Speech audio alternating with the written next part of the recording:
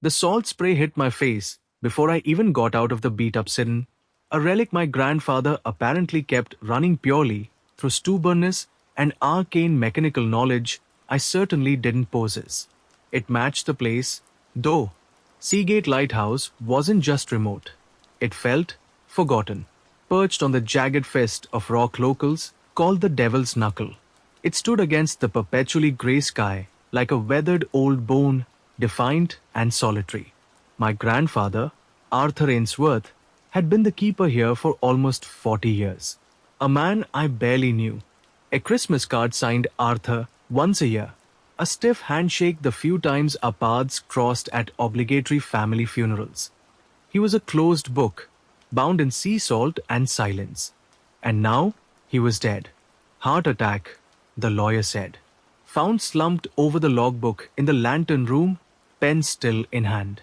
Poetic in a grim sort of way. And the kicker? He'd left the lighthouse, the small adjoining cottage, and the surprisingly substantial bank account that came with maintaining this godforsaken place entirely to me. Alex Mercer, his 26-year-old grandson, a city dweller whose closest relationship with the ocean involved overpriced seafood and nature documentaries. The lawyer, a dry man named Peterson back in the mainland town, a place barely large enough to warrant a post office, had handed me a heavy, antique-looking key and a sealed manila envelope. Arthur's final instructions regarding your duties, Peterson had said, his tone suggesting he thought Arthur, and likely me by extension, was several bricks shy of a full load. The stipend from the Maritime Trust is generous, contingent on the light remaining operational and the logbook maintained meticulously. It's specific work. Specific didn't begin to cover it. The wind whipped around me as I finally wrestled my duffel bag from the trunk and slammed it shut. The air tasted of brine and something else, something vaguely metallic and cold. The cottage attached to the base of the tower was small, stone-built, and looked like it hadn't seen a fresh coat of paint since Eisenhower was in office. Inside, though, it was surprisingly tidy, if Spartan. A narrow bed, a sturdy wooden table and chairs, a small galley kitchen, and bookshelves crammed with volumes on maritime history, celestial navigation, and, oddly, several dense treatises on folklore and mythology. It smelled of old paper, sea air, and lamp oil. The lighthouse tower itself was connected via a short, covered walkway. The massive iron door groaned open under my push, revealing a spiral staircase winding upwards into shadow. Cold radiated from the stone walls. I hauled my bag up, the rhythmic clang of my footsteps echoing eerily in the confined space.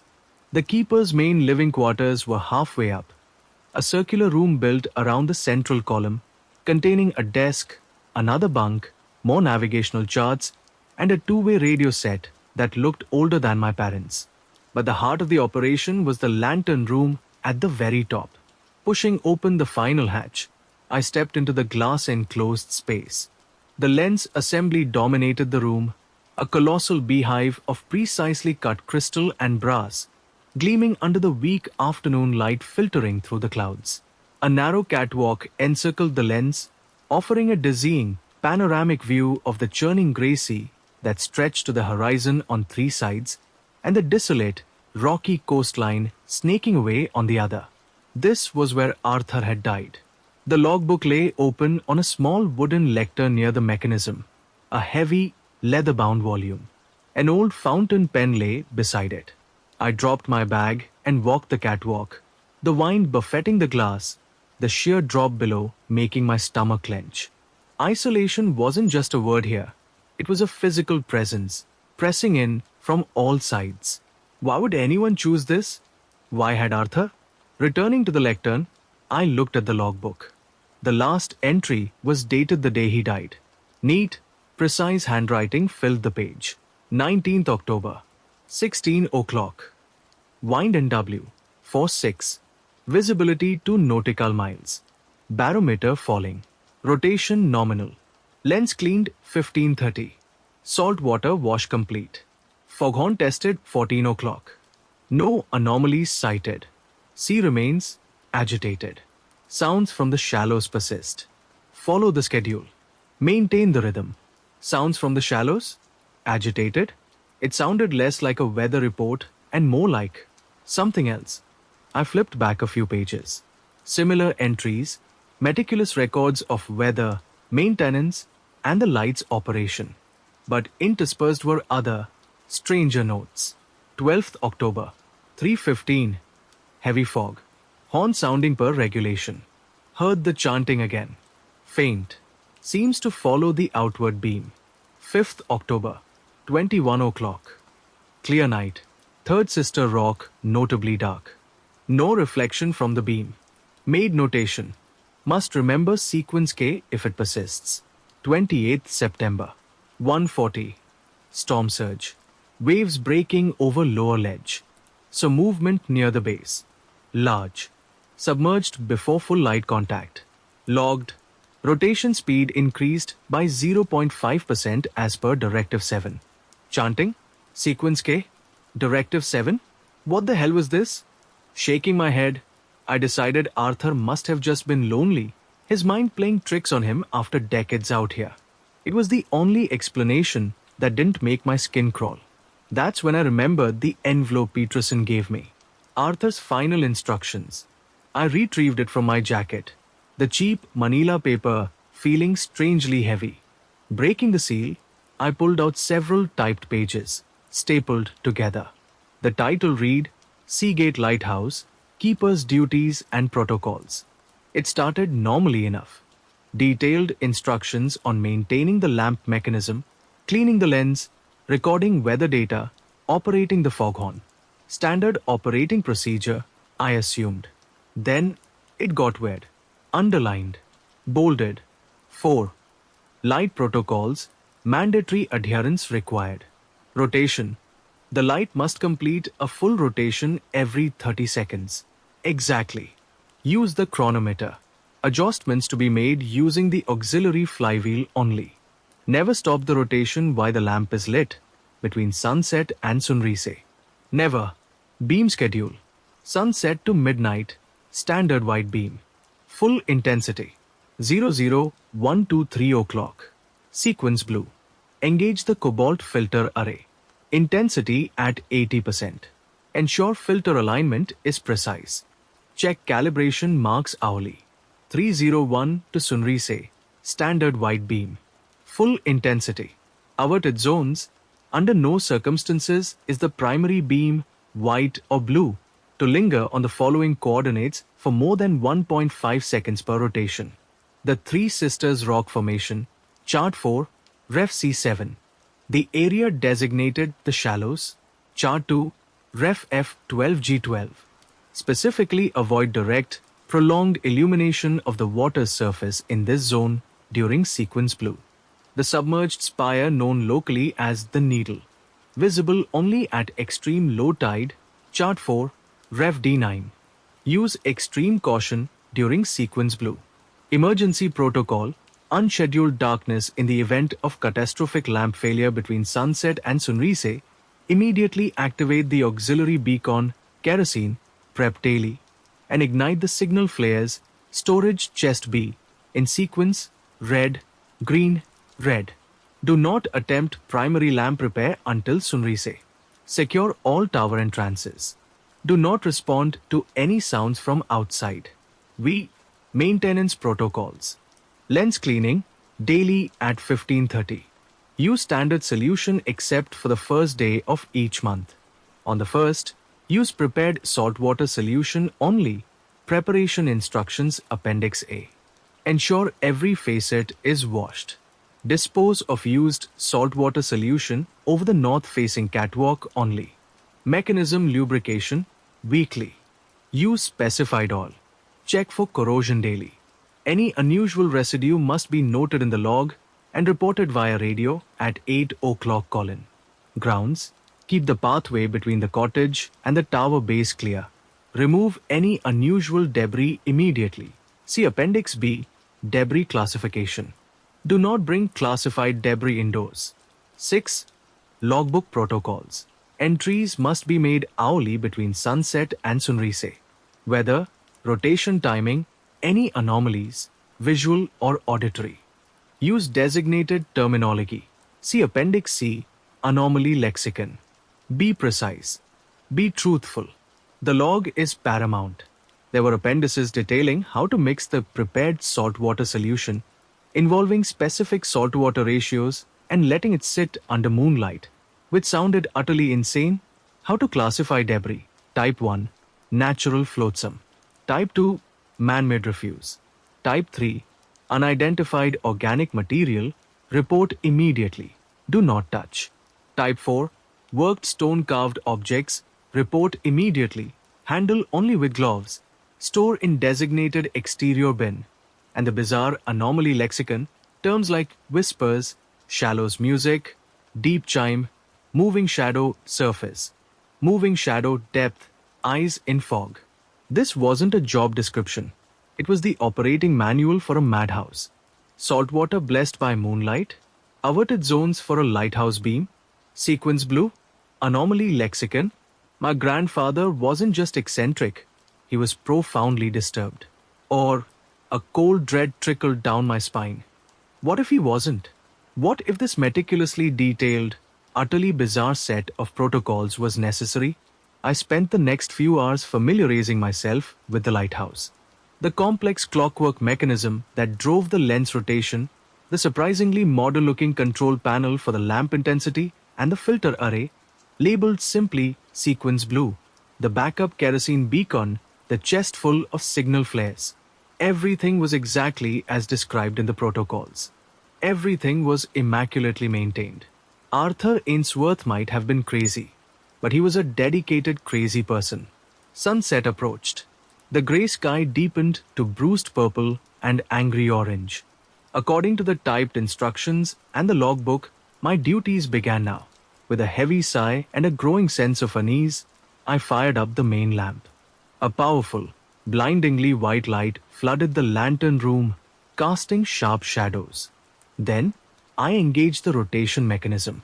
With a low hum and a series of satisfying clicks, the massive lens began its slow, steady turn, sending a beam of light sweeping across the darkening sea. Every 30 seconds. Exactly. I found the chronometer, a beautiful brass instrument ticking precisely on the desk. Check the rotation. 30.2 seconds. Following the instructions, I located the auxiliary flywheel, a small, geared wheel near the base of the mechanism. A tiny adjustment. Checked again. 30.0 seconds. Spot on. Okay, I could do this. Weird or not, it was just tasks. Keep the light spinning, clean the glass, write in the book. The generous stipend suddenly felt well earned. I made my first log entry at 18 o'clock, copying Arthur's meticulous style. Settling into the worn keeper's chair, I watched the beam cut through the twilight. The sea churned below, waves crashing against the devil's knuckle, sending spray high into the air. It was hypnotic, mesmerizing. The hours passed. 19 o'clock, 20 o'clock, 21 o'clock. Log entries. Weather steady. Rotation nominal. No anomalies. Just the rhythmic sweep of the light, the sigh of the wind, the roar of the sea. It was peaceful in a stark, desolate way. I started to think maybe Arthur had just needed this structure, these rituals, to cope with the crushing loneliness. 23:59. Time for sequence blue. My hand hesitated over the control panel. This felt like the point of no return, the step from mundane duty into something else. Engage the cobalt filter array. Intensity at 80%. Ensure filter alignment is precise. Taking a breath, I flipped the switch labeled sequence blue. There was a low, whirring sound from within the mechanism. Sections of deeply colored blue glass slid into place around the lamp. The blinding white light softened, transformed into an intense, piercing sapphire beam that painted the sea and rocks in unearthly hues as it swept past. Simultaneously, the lamp's intensity automatically dimmed slightly. 80%. Check. Now, the averted zones. Chart 4, Ref C7, the Three Sisters. Three jagged peaks of rock thrusting out of the sea about half a mile out. Chart 2, Ref F12G12, The Shallows. A treacherous area closer to shore, marked by submerged rocks. I watched the blue beam sweep across the water. It painted the white caps an airy, glowing cobalt. As it passed over the three sisters, I held my breath. 1. The beam moved on, less than 1.5 seconds. Good. As it approached the shallows, closer to the lighthouse base, I focused. The beam hit the turbulent water. 1. And swept past. Again, seemingly within the protocol's limit. What was supposed to happen if the beam lingered? The instructions didn't say. And I realized I desperately didn't want to find out. 1 o'clock. Log entry. Sequence blue active. Rotation nominal. Filters aligned. Weather unchanged. Sea state moderate. Then I heard it. Faintly at first, almost lost beneath the wind and waves. A sound. Like singing? No, not singing. Chanting. Low, guttural, rhythmic. Coming from the direction of the sea. My blood ran cold. 12th October. 3:15. Heavy fog. Horn sounding per regulation. Heard the chanting again. Faint. Seems to follow the outward beam. I grabbed the binoculars from the desk, hands shaking slightly. Scanned the dark water, following the sweep of the blue light. Nothing. Just waves and spray, painted in impossible sapphire. But the sound persisted. A low, resonant drone that seemed to vibrate in my bones. It wasn't human. It couldn't be. Then, as the blue beam swept across the shallows, I saw it. Just for a second, illuminated in that piercing cobalt light. Movement. Something pale and glistening breaking the surface near the rocks. Large. Too large to be a seal or debris. Before I could focus, the beam swept on, leaving the shallows in darkness again. 30 seconds later, the beam returned. Nothing. My heart was hammering. Anomaly lexicon. Moving shadow surface. Be precise. Be truthful. The log is paramount. With a trembling hand, I picked up Arthur's fountain pen. 20th October. 1:17. Sequence blue active. Rotation nominal. Wind NW. Force 6. Visibility to nautical miles. Auditory anomaly. Chanting, faint, non-human. Visual anomaly. Moving shadow. Surface sighted in shallow zone during beam pass. Estimated size. Large. Submerged before second pass. Logged. I sat back, breathing heavily. What had I just seen? What had Arthur been doing out here for 40 years? This wasn't just maintaining a light. This was a vigil. He was guarding against something. The chanting continued, rising and falling with the rhythm of the waves, a deeply unsettling counterpoint to the lonely sweep of the blue light. And I had 2 more hours until sequence blue ended. 2 more hours of watching, listening, and logging whatever horrors the deep decided to reveal. Suddenly, a loud, sharp crack echoed through the lantern room, startling me so badly I nearly fell out of the chair. It sounded like it came from directly overhead. I looked up, heart pounding. Nothing, just the metal roof of the lantern room. Then, another crack, louder this time, accompanied by the distinct sound of something heavy impacting the glass dome just feet above my head. My breath hitched. I slowly stood, craning my neck, peering up through the rotating lens mechanism towards the very apex of the glass dome. Outside, clinging to the rain-slick glass 120 feet above the churning sea, something was looking back down at me. Pale, wet, with far, far too many eyes. And it was tapping on the glass. Panic seized me, cold and absolute. My mind struggled to process the sight. Pale, slick skin stretched taut over an impossible anatomy, multiple limbs adhering to the wet glass like a monstrous gecko. And the eyes. Dozens of them, small, black, and unblinking, clustered irregularly across what I presumed was its head, all focused intently down on me. They reflected the sweeping blue beam with a disturbing, oily sheen. Tap, tap, tap. The sound was delicate, almost hesitant, a horrifying counterpoint to the creature's grotesque appearance and the howling wind outside. It wasn't the sound of claws, more like soft, boneless fingertips against the thick lantern glass. My first instinct was to scream, to run, to scramble back down the spiral staircase and barricade myself in the cottage. But Arthur's protocols echoed in my head. Secure all tower entrances. Do not respond to any sounds from outside. While this wasn't a lamp failure, the principle felt chillingly relevant. And more importantly, never stop the rotation while the lamp is lit.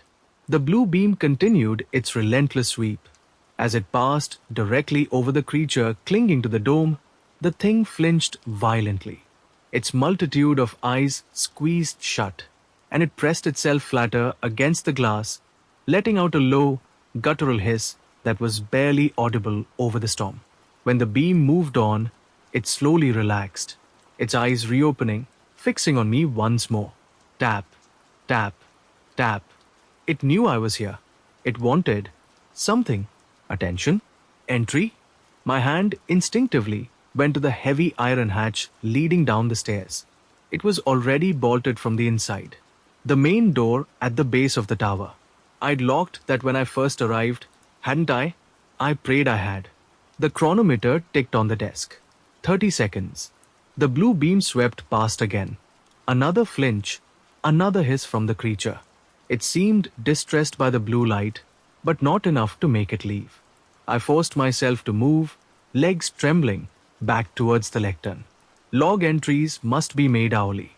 Be precise. Be truthful. This definitely qualified as an anomaly. Anomaly lexicon, eyes in fog, close enough, tapping, exterior, guttural hiss. Picking up the pen, my writing was shaky, almost illegible. 20th October, 1:48. Sequence blue active. Auditory visual anomaly ongoing. Entity sighted clinging to exterior lantern dome glass. Description: pale, multilimbed, multiple eyes, tilde 20-30. Reacts negatively to direct blue beam illumination. Emitting guttural hiss. Tapping, exterior persistent. Logged. As I finished writing, the tapping changed. It became more insistent, louder. Tap, tap, tap. Tap, tap, tap. Then, a scraping sound. I looked up in horror. One of its slender, multi-jointed limbs was slowly, deliberately, scraping against the metal frame that held the glass panes together. Testing it, looking for a weak point, the blue beam swept past. It recoiled again, the scraping stopping momentarily before resuming as soon as the light moved on. It was trapped out there in the storm, tormented by the light, and it seemed to blame me. My gaze flickered to the control panel. 1:55. An hour and 5 minutes until sequence blue ended. An eternity. Could the glass hold? Could I hold? The isolation felt absolute. The churning sea below and the impossible creature above forming a terrifying cage. Scrape. Screech. The sound grated on my nerves. The creature was moving now, slowly circumnavigating the dome, testing the frame between each pane of glass, always flinching away from the passing blue beam. Its multiple eyes never left me, tracking my movements within the lantern room. I backed away from the glass, pressing myself against the central lens mechanism, trying to make myself small. The chanting from the sea seemed louder now, the rhythm matching the scraping sound from above. Were they connected? Keep the light rotating. Log the anomalies. Arthur's voice, calm and steady in my memory of his sparse written words. Maintain the rhythm. I forced myself back to the lectern. Checked the chronometer. 30.0 seconds. Checked the filter alignment. Still precise. The mechanism hummed steadily, oblivious to the terror unfolding around it. The rhythmic sweep of the blue beam was the only constant, the only thing holding the chaos at bay. 2:30. The scraping stopped. I held my breath, listening. The chanting from the sea continued, but the creature on the glass was utterly still, pressed against a pane directly opposite the entryway hatch. Was it gone? Had it fallen? Slowly, cautiously, I moved towards the catwalk on that side, peering up. It was still there, motionless. Its eyes were different. Before, they were just black, reflective beads. Now, they seemed to glow faintly with a dim, internal red light. And they were all focused, unblinking, on the hatch leading down the stairs. Waiting, it knew the way out, or the way in, to 59. 1 minute until sequence blue ended. The creature hadn't moved.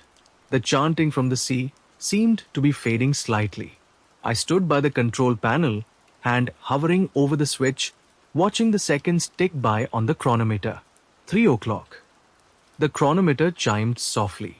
Following protocol, 301 to Sunrise, standard white beam. Full intensity. I flipped the switch. The whirring sound returned as the cobalt filters retracted. The lamp automatically brightened back to full intensity. Blinding white light flooded the room again, chasing away the airy blue shadows. The first sweep of the white beam hit the creature. Unlike its reaction to the blue light, it didn't just flinch. It convulsed violently, arching away from the glass with that same low, guttural hiss amplified into a ragged shriek of what sounded like agony. Its grip failed. For a heart-stopping moment, it hung there, silhouetted against the storm-tossed sky. Then it peeled away from the glass and plummeted into the darkness towards the rocks and sea below. I rushed to the catwalk, peering down into the night, but saw nothing. No splash, no body on the rocks. Just the churning grey water. Gone. It was gone. Leaning against the cool glass, I gasped for breath, my body shaking uncontrollably. The chanting from the sea had stopped. The only sounds were the wind, the waves, and the steady, reassuring hum of the rotation mechanism. Logbook. Right. 20th October. 305. Sequence blue deactivated. Standard white beam active. Rotation nominal. Entity detached from exterior dome upon first contact with white beam. Presumed fallen returned to sea. Auditory anomaly. Chanting ceased approx 302. Logged. I practically collapsed into the keeper's chair, utterly spent. The adrenaline drained away, leaving behind a bone-deep exhaustion and a profound, chilling understanding. My grandfather hadn't been crazy. The protocols weren't the ramblings of a lonely old man. They were vital. They were a defense. Sequence blue, the averted zones, the saltwater solution. They were all part of a system designed to manage whatever that was, whatever lurked in the shallows. The rest of the night passed in a blur of numb routine, hourly log entries, checking the rotation, staring out at the now empty sea, jumping at every shadow, every rogue wave. The terror had subsided, replaced by a heavy, gnawing dread. This was my life now. Arthur hadn't just left me a lighthouse, he'd left me his watch. As the first hints of grey lightened the eastern horizon, a profound sense of relief washed over me. Sunrise. I had made it through the night. The lamp continued its rotation, but the oppressive weight of the darkness lifted. Looking at the logbook, at Arthur's decades of meticulous entries mixed with cryptic warnings, I felt a grudging respect. He had done this, night after night, year after year, alone, maintaining the rhythm, holding something back. At 7:45, I located the two-way radio set in the lower room. Following another set of typed instructions taped beside it, I powered it up. Static crackled to life. The protocol dictated an 8 o'clock check-in with a mainland station identified only as Watch Station Plover. At precisely 8 o'clock, I keyed the microphone, my voice hoarse. Seagate Lighthouse calling Watch Station Plover. Over. Static hissed for a moment, then a calm, female voice responded, devoid of any surprise or warmth. Plover receiving, Seagate. Report status. Over. Status? How the hell was I supposed to report that? I looked at the logbook, at the official language Arthur had used. Plover, this is Seagate, I began, trying to keep my voice steady. Light operational. Rotation nominal. Weather improving. Logged. Uh, Logged auditory and visual anomalies between 117 and 302. Classifications: chanting, moving shadow surface, eyes in fog, tapping, exterior, guttural hiss. Entity contact exterior dome 148 through 301. Entity repelled by standard beam activation at 301. All systems currently green. Over. There was a pause, slightly longer than seemed natural. Then the voice returned, just as calm as before. Acknowledged. Seagate. Anomalies logged. Maintain protocols. Plover out. The radio went silent. No questions. No surprise. Just acknowledged. They knew. Whoever Plover was, they knew what these anomalies meant. They knew about the creature. My grandfather hadn't been working alone. Not entirely.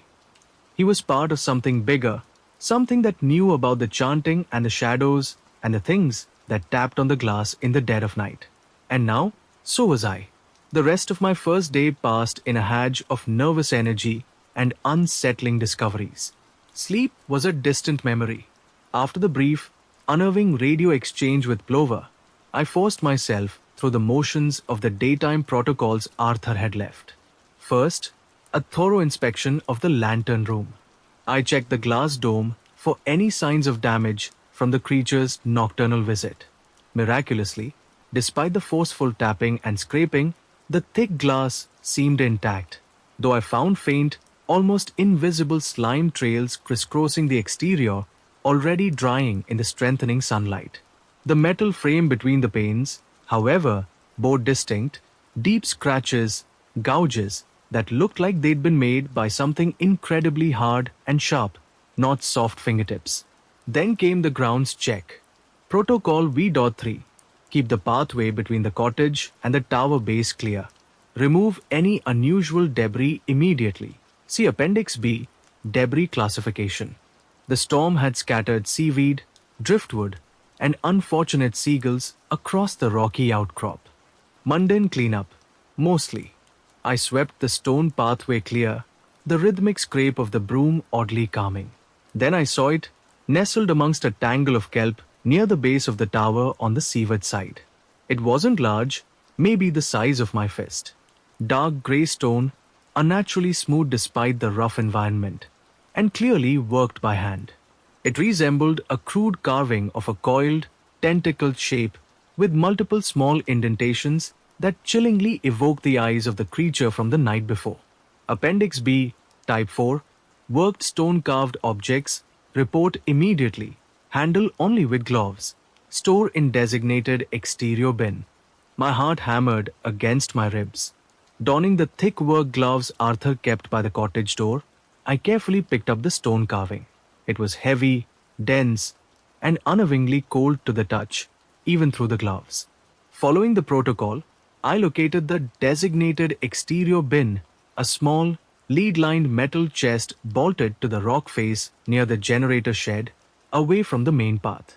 Inside, resting on a bed of dried seaweed, were half a dozen similar carvings, each depicting grotesque, multi-limbed, or many-eyed forms. I added mine to the collection, the clink of stone on stone echoing slightly in the confined space before I secured the heavy lid. Report immediately. But the next scheduled radio check-in wasn't until 8 o'clock tomorrow. Did this warrant breaking radio silence? The instructions weren't clear. I decided to wait, logging the discovery meticulously in the book instead. Type 4 debris found. Handled per protocol. Stored back in the cottage. I tried to distract myself by exploring Arthur's meager personal belongings. Beyond the navigational charts and technical manuals, there wasn't much. Worn clothes, neatly folded. A small collection of classical music records. An old photograph tucked inside a well-read copy of Moby Dick. A much younger Arthur, maybe my age, standing awkwardly beside a smiling young woman with kind eyes. My grandmother? He'd never spoken of her. Not once. There were no other photos, no letters, no diaries beyond the official lighthouse log. It was the meticulously curated life of a man determined to leave no personal trace, only the record of his duty. Then, tucked away at the back of his small wardrobe, I found a locked wooden box. It wasn't fancy, just plain pine, but the lock was sturdy. My heart quickened. Peterson had given me a ring of keys, one for the tower, one for the cottage, one for the generator shed, and one small, ornate brass key that didn't seem to fit anything. Until now, the key slid smoothly into the lock. Inside the box lay only two items. First, a tarnished silver locket, intricately engraved with swirling, wave-like patterns. It opened easily. One side held a miniature portrait of the same kind-eyed woman from the photograph.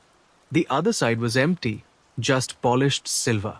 The second item was a small, tightly rolled piece of parchment, tied with faded blue ribbon and sealed with wax, bearing the same crossroads symbol I'd seen on the envelope of rules. My hands trembled slightly as I broke the seal. The parchment unrolled to reveal Arthur's familiar, precise handwriting, but the message was anything but routine. Alex, if you are reading this, then I have failed my watch, and the burden passes to you. I hope it is many years from now, but I fear time runs differently out here. Know this, Seagate is not merely a light. It is a lock. The shallows are a thinning, a place where the walls between worlds were bare.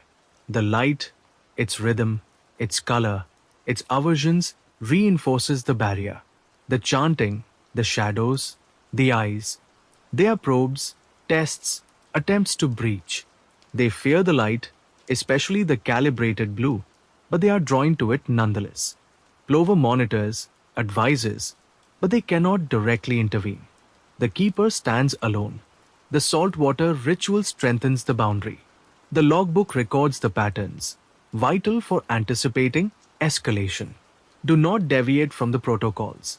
They're not arbitrary. They're the result of generations of observation paid for in lives you cannot imagine. The rhythm is everything. Maintain the rhythm, maintain the lock. If the lock breaks, may God have mercy on the coast. Forgive me for this burden. Your grandfather, Arthur, a lock. The lighthouse was a lock. Sequence blue reinforced a thinning barrier between worlds. Generations of observation, paid for in lives. My head spun. This was impossibly large, terrifyingly real. The strange protocols weren't just about managing anomalies. They were actively preventing something catastrophic. The day wore on. I forced myself to eat, explode the appendices again, committing the ridiculous anomaly lexicon and debris classifications to memory. I found the instructions for the prepared saltwater solution, rainwater collected in a specific ceramic basin, precise amount of sea salt harvested only from the North Cove at low tide, stirred with a whalebone paddle, which I found hanging by the basin and left under the full moon. Arthur had left a large cask of premixed solution, thankfully. 15:30. Time for the lens cleaning. Standard solution today, not the first of the month.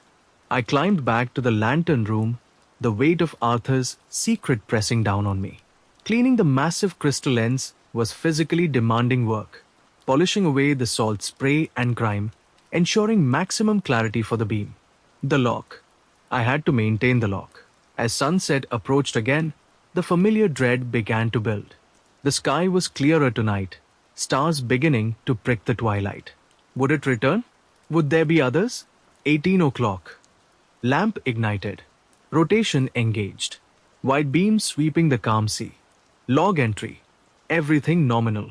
For now, the hours ticked by with agonizing slowness. Every creak of the tower, every cry of a distant gull, set my nerves on edge. I kept the binoculars close, scanning the dark water, paying particular attention to the three sisters and the shallows. Nothing. 23:59. Sequence blue. With a deep breath, I flipped the switch. The filters slid into place. The sapphire beam began its sweep. Intensity 80%. Rotation 30.0 seconds. Check. Check. Check. I moved to the catwalk, scanning the water. The sea was calmer tonight. The surface like undulating black glass, reflecting the intense blue light. The beam passed the three sisters, swept across the shallows. Nothing. 1 o'clock. Log entry. Sequence blue active. Calm sea. No anomalies sighted or heard. Maybe last night was an aberration? A result of the storm? 1:32.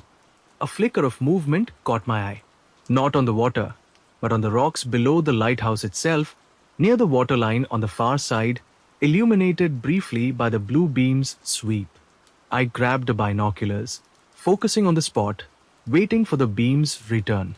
30 seconds later, the blue light hit the rocks again. My blood froze. Clustered on the wave-washed stones, just above the reach of the tide, were dozens of the stone carvings, identical to the Type 4 debris I'd found earlier. Coiled, tentacled shapes, glistening wetly in the blue light. But they weren't just sitting there. They were pulsing, faintly, rhythmically, emitting a barely visible shimmering hedge, and arranged in a distinct semicircle facing the tower. Facing me. Before I could process this, the beam swept on. Anomaly lexicon, pulsating carvings, shimmering hedge. 21st October, 1:35. Sequence blue active.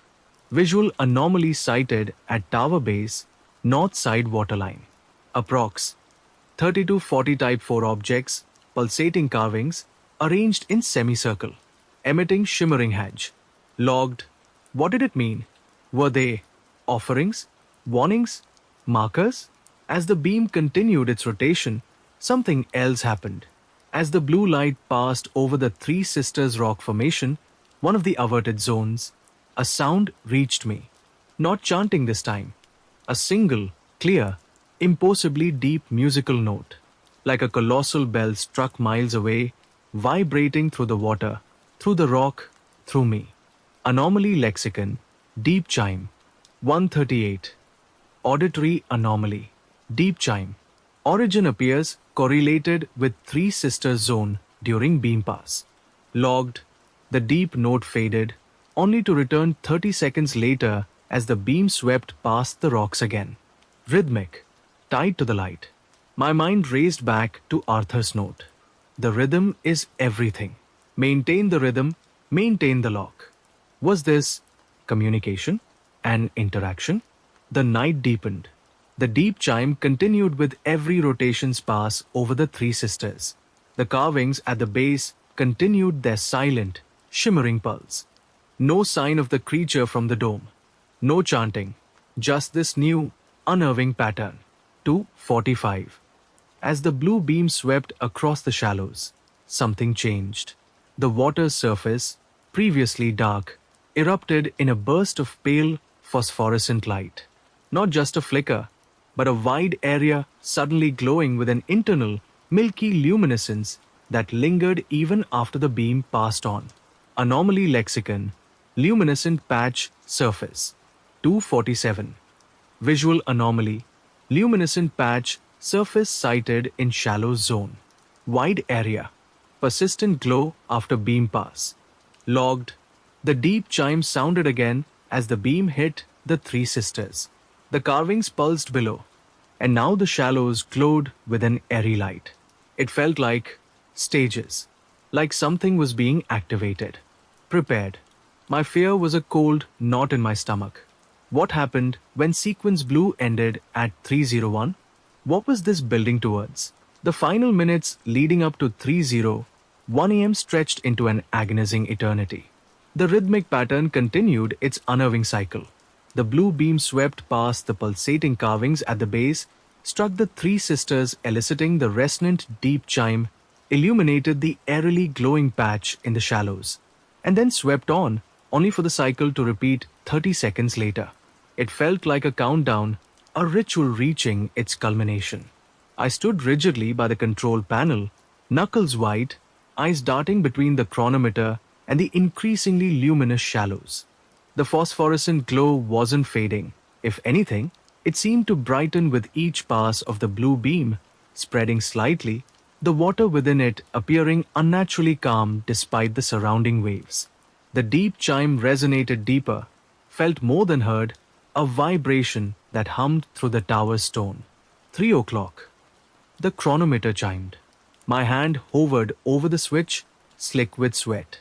Arthur's warning echoed. Maintain the rhythm, maintain the lock. Ending sequence blue was part of that rhythm. But what lock was I about to release? 301. Protocol dictated the switch back to the standard white beam. Delaying, even for a second, felt like a betrayal of Arthur's trust, a potentially catastrophic deviation. With a trembling finger, I flipped the switch. The filters retracted. The lamp blazed back to full, searing white intensity.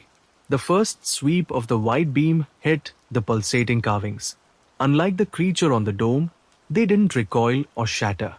Instead, the shimmering hedge around them intensified dramatically for a split second, then vanished.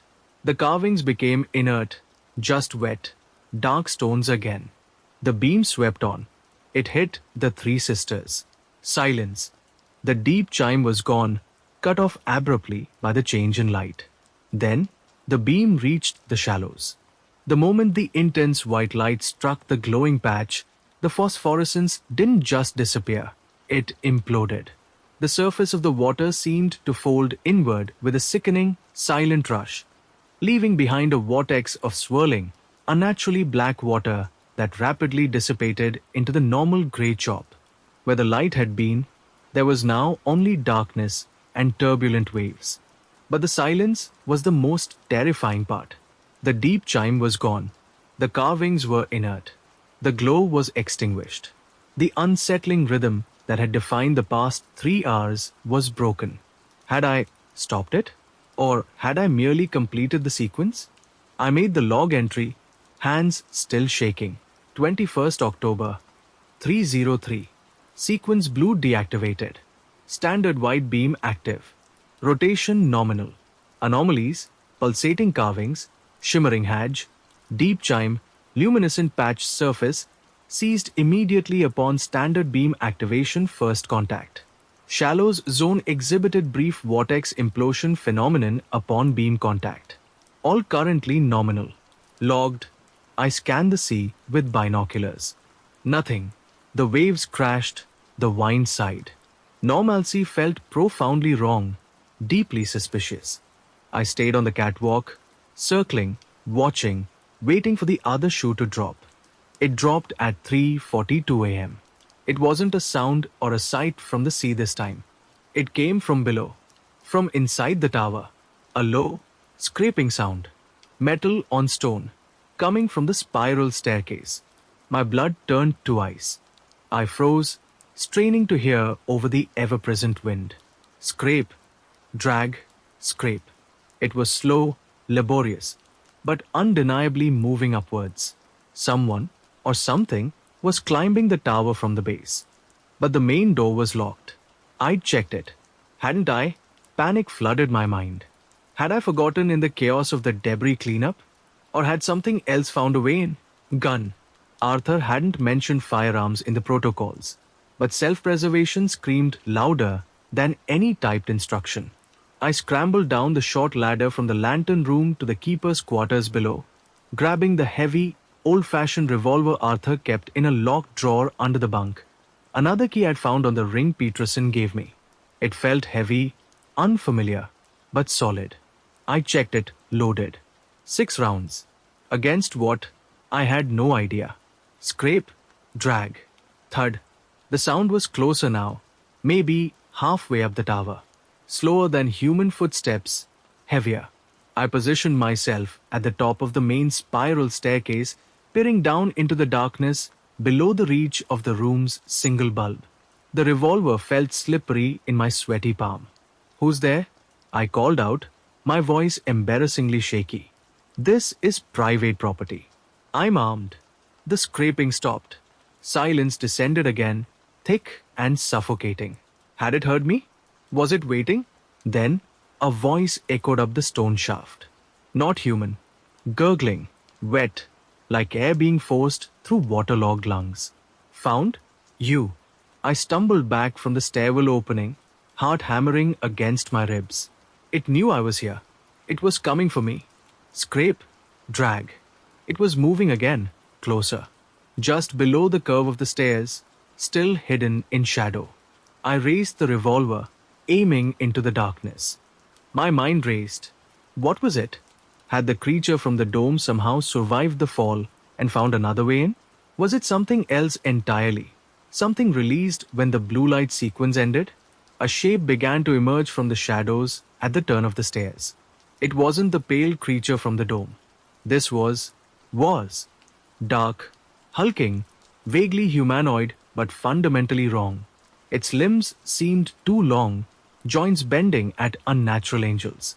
It glistened wetly, covered in seaweed, mud, and something that looked horribly like congealed blood.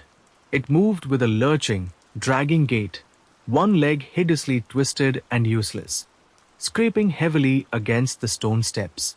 That was the sound I'd been hearing. Its head lolled on a thick, corded neck, and as it lifted its face towards the light, I gagged. Where features should have been, there was only a mangled ruin. One eye socket was empty, filled with dark, clotted matter. The other held a milky, unseeing orb. Its jaw hung slack, revealing rows of broken, needle-sharp teeth. The smell hit me then, overpowering the salt and oil, the stench of decay, of the deepest, coldest parts of the ocean dredged up into the air. It raised a long, three-jointed arm, fingers tipped with jagged claws, towards me. The gurgling voice came again, wetter this time, punctuated by a rattling cough. Give light. It wanted the lamp, the light that Arthur called the lock. Get back, I shouted, waving the gun, trying to ignore the tremor in my hands. Get back or I'll shoot. It paused, head tilting, the single milky eye seeming to fix on the revolver. Then it let out a sound that was half-groan, half-hiss, and lunged forward, dragging its mangled leg with surprising speed. I fired. The roar of the revolver in the confined space was deafening. The bullet struck the creature's center mass, staggering it. Dark, viscous fluid, not blood. Something thicker, oilier, splattered against the stone wall. It paused, looked down at the wound with seeming confusion, then looked back at me, its ruined face contorting. It lunged again. I fired twice more, hitting its shoulder and chest. It barely slowed. Panic surged. Bullets weren't stopping it, maybe not even hurting it significantly. It was almost upon me, reaching out with those wicked claws. I fired again, aiming for the head. The bullet struck its temple, gouging a chunk from its skull. But it didn't fall. Its one good eye rolled back, then refocused on me with terrifying intensity. I pulled the trigger again. Click. Empty. 6 shots. Useless. Dropping the useless firearm, I scrambled backwards as the creature swiped, its claws tearing through the air where my head had been seconds before. I backed into the keeper's room, fumbling behind me for anything to use as a weapon. My hand closed around something heavy on the desk, a solid brass telescope. The creature filled the doorway now, stooping slightly to fit its bulk through. It moved slowly, deliberately, dripping seawater and ichor onto the wooden floor, cornering me. The gurgling voice came again, closer, almost conversational despite its horrific timbre. Keeper, must, give, light. It took another step. I swung the heavy telescope with all my might, aiming for its head. It raised its good arm, catching the blow on its thick forearm with a dull thud. The impact barely seemed to register. Before I could swing again, its clawed hand shot out, impossibly fast, clamping around my wrist, crushing the bones. Pain exploded up my arm. I screamed, dropping the telescope. The creature effortlessly twisted my arm, forcing me to my knees. Its ruined face loomed over me, the stench of brine and decay overwhelming. Its slack jaw opened wider, impossibly wider, revealing a black, cavernous gullet. This was it. I was going to die, eaten by whatever nightmare had crawled up from the sea. My gaze flickered past it, towards the window overlooking the cliffs. The first rays of dawn were painting the sky pink and gold. Sunrise. And then I remembered Arthur's note shoved into my pocket. Rituals of crossing and containment. The appendices. The salt water. Prepared salt water solution only. Strengthens the boundary. On the desk, next to where the telescope had been, sat a small atomizer bottle filled with clear liquid. Arthur kept it there for cleaning delicate parts of the mechanism. The label read, Prepared SW solution, fine mist. With my one free hand, ignoring the searing agony in my crushed wrist, I lunged for the bottle. The creature, perhaps sensing my intent or merely reacting to the sudden movement, tightened its grip, pulling me closer to its gaping mouth. I fumbled, fingers closing around the cool glass bottle. Twisting desperately, I brought the nozzle up and squeezed the trigger directly into its ruined face, into its single milky eye, into its open mouth. A direct hit. The effect was instantaneous and far more violent than I could have imagined. The creature didn't just hiss or flinch. It screamed. A high-pitched, tearing sound that ripped through the gurgling undertones, echoing of the stone walls with horrifying intensity. The prepared saltwater solution, atomized into a fine mist, seemed to act like acid on its corrupted flesh. Where the spray hit its milky eye, the orb instantly clouded, rupturing with a soft popping sound and leaking viscous black fluid. Its ruined skin sizzled and smoked, patches dissolving away to reveal pulsing, dark tissue beneath. Its grip on my wrist spasmed, tightening for a moment in agony before releasing abruptly as it recoiled. It thrashed blindly, stumbling backwards, clawing at its dissolving face with its good hand, its long, mangled leg flailing uselessly. The gurgling screams continued, thick with the sound of its own dissolving tissues. Scrambling backwards on my good hand and knees, ignoring the searing pain in my crushed wrist, I watched in terrified fascination. The creature lurched away from me, bumping into the desk, then the wall, its movements becoming increasingly erratic. The salt water wasn't just burning it seemed to be fundamentally undoing it. Its form flickered, wavered, parts of its body seeming to lose cohesion, blurring like smoke before snapping back into solidity. It stumbled towards the stairwell opening, perhaps seeking escape back into the darkness below, but its coordination was failing. It missed the opening, slamming hard into the stone wall beside the stairs. The impact seemed to destabilize it further. With a final, drawn-out shriek that devolved into a wet, choking sound, its form collapsed. It didn't fall like a body. It imploded, much like the light in the shallows had, but slower, messier. Flesh, seaweed, and dark ichor folded inwards, shrinking rapidly into a steaming, vaguely spherical mass on the floor that hissed and popped for a few seconds before dissolving entirely into a foul-smelling puddle of black, oily liquid that quickly soaked into the old wooden floorboards, leaving only a dark stain and the lingering stench of oceanic decay. Silence. It was gone, destroyed by a spray bottle of special salt water.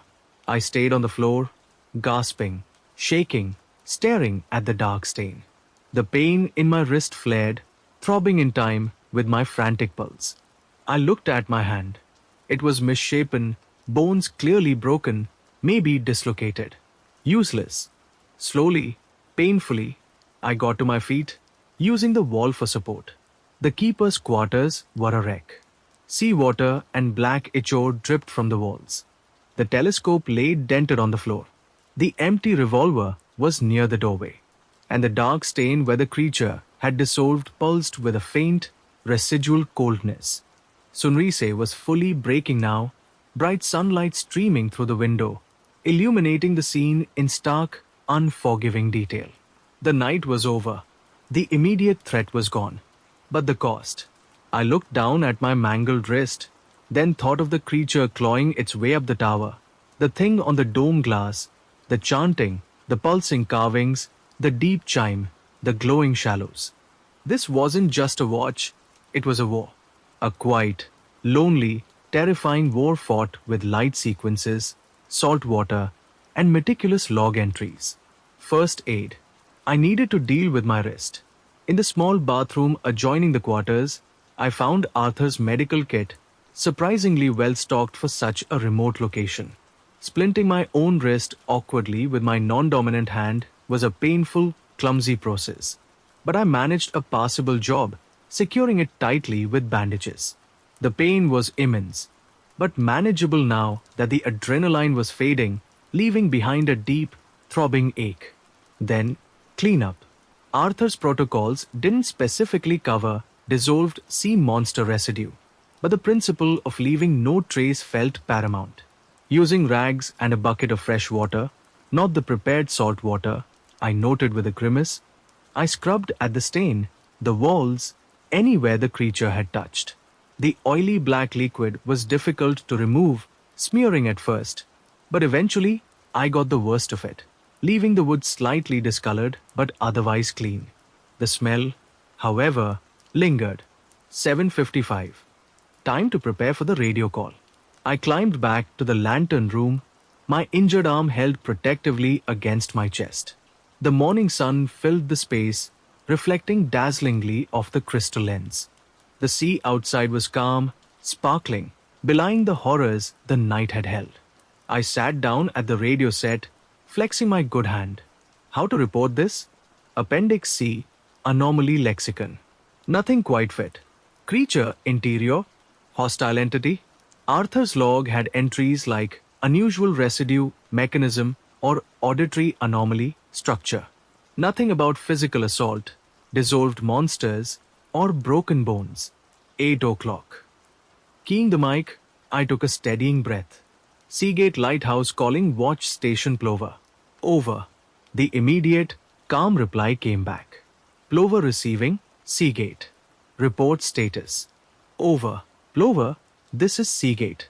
I began, choosing my words carefully. Light operational. Rotation nominal. Weather clear. Logged. Significant structural contact event. Interior. Between 342 and Sunrise. Origin. Unidentified entity. Presumed hostile. Entity neutralized using protocol countermeasures. I paused, then added, deciding precision trumped ambiguity. Keeper sustained minor injury during encounter. Request advisement on medical extraction. Over. Another pause from Plover, longer this time. I could almost hear the gears turning, the assessment being made. Then, the same calm, female voice. Acknowledged, Seagate. Hostile entity neutralized. Logged, injury noted. Is Keeper functional? Is light operation compromised? Over. Functional? Barely. Compromised? Not yet. Keeper functional, I replied, perhaps stretching the truth. Light operation is not compromised. Repeat, light operation not compromised. Over. Acknowledged, Seagate. Medical extraction is currently non-viable. Maintain protocols. Report any change in Keeper status or light operation immediately. Plover out. Non-viable. Just like that. I was injured, alone, had fought a monster inside the lighthouse itself, and they weren't coming. Maintain protocols. That was the only response. The coldness of it was absolute. Arthur was right. The Keeper stands alone. Frustration warred with fear. They knew the danger was real, knew enough to have protocols and lexicons, but offered no support beyond cryptic radio acknowledgements. What was the point of watch station Plover if not to help? Unless their purpose wasn't to help the Keeper, but to monitor the lock.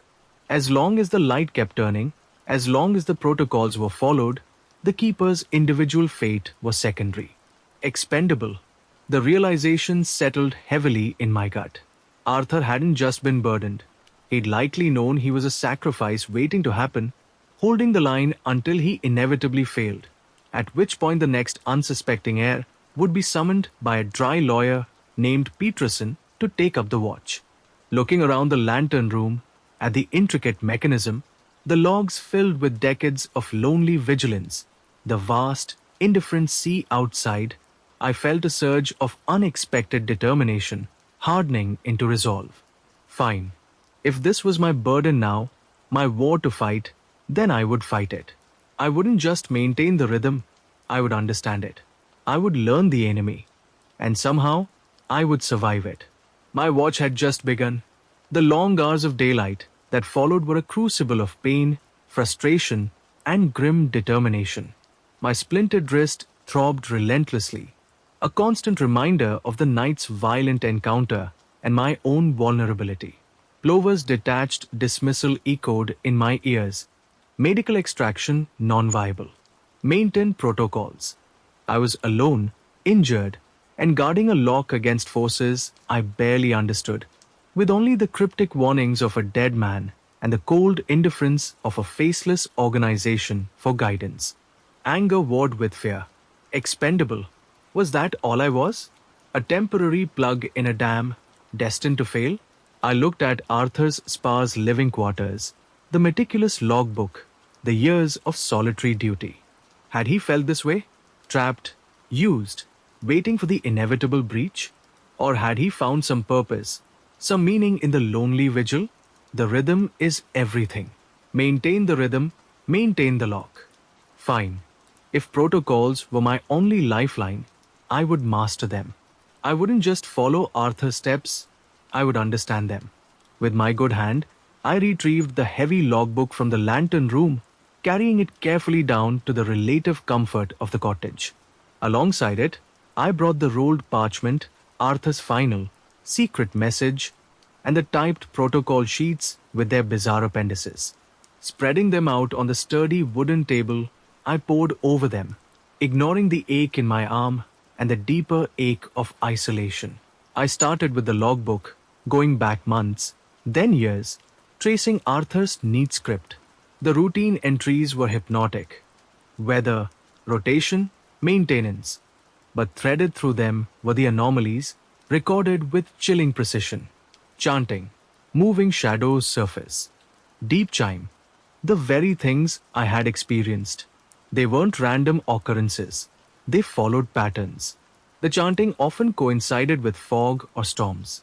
The deep chime seemed linked exclusively to the Three Sisters rocks during Sequence Blue. The pulsating carvings, Type 4 debris, appeared sporadically, usually after periods of intense anomaly activity. I cross-referenced the logbook with the anomaly lexicon. Arthur used the terms consistently. Eyes in fog almost always preceded tapping, exterior. Shallow's music, described as a discordant, flute-like sound, often occurred on calm nights before the appearance of luminescent patch surface. It was a language, a system for tracking the enemy's movements, their probing attempts. Then I found references to the terms Arthur mentioned in his first log entry I'd read. Sequence K and Directive 7. They weren't in the main protocol sheets Peterson had given me. Searching Arthur's desk in the keeper's quarters, tucked beneath a stack of navigational charts, I found another, thinner sheaf of papers marked contingency protocols. Eyes only. My breath caught. This was something else. Something hidden. Sequence K, activation condition, persistent Type 4 debris manifestation, and simultaneous deep chime shallows music anomalies for 3 hours. Engage auxiliary lens array, sector focused. Target, designated shallow zone, chart 2, ref F12G12. Light, modulated umber frequency, calibration settings appendix K.1. Duration, 15 minutes only. Immediate return to standard sequence blue. Log intensity readings pre and post. Report activation to Plover, code Kappa. Directive 7, activation condition, confirmed structural breach attempt or sustained hostile entity presence interior. Primary objective, protect lantern room mechanism at all costs. Engage interior defense system, voltaic grid, switch located behind main mechanism panel. Utilize prepared saltwater solution, high concentration formula, appendix G.2, via pressurized dispenser. Secondary objective, secure logbook. Tertiary objective, keeper survival, optional, relative to primary objective. Report activation to Plover, code Delta 7.